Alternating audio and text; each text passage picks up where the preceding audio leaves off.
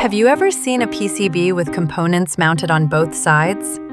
Compared with single-sided boards, double-sided PCB assembly allows you to fit more components into the same area. Many people think that both sides of a PCB are assembled and reflowed at the same time. That's not true at all. With current SMT processes, assembling and reflowing both sides simultaneously is not possible, whether from an equipment design perspective or from basic soldering physics. So how does a factory actually assemble a double-sided PCB? The process is not complicated.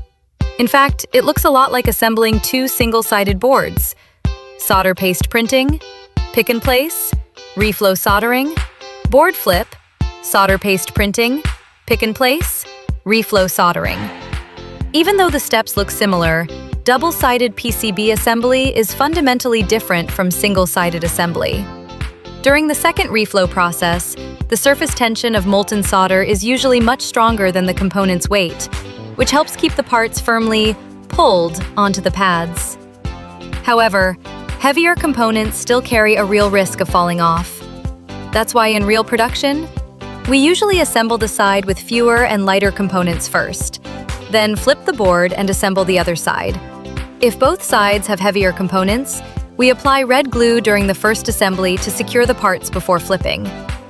In even higher density designs, special support fixtures may be used to protect and support the already assembled side during the second reflow. At the same time, the second reflow temperature profile is usually set 5 to 10 degrees Celsius lower than the first one to prevent the solder joints on the backside from fully remelting and affecting joint reliability. All of this must be planned in advance, starting from the DFM stage: component placement strategy, pad design and stencil aperture matching, red glue and fixture solutions, multi-stage reflow temperature profiles. Every single detail directly impacts. Subscribe to this channel.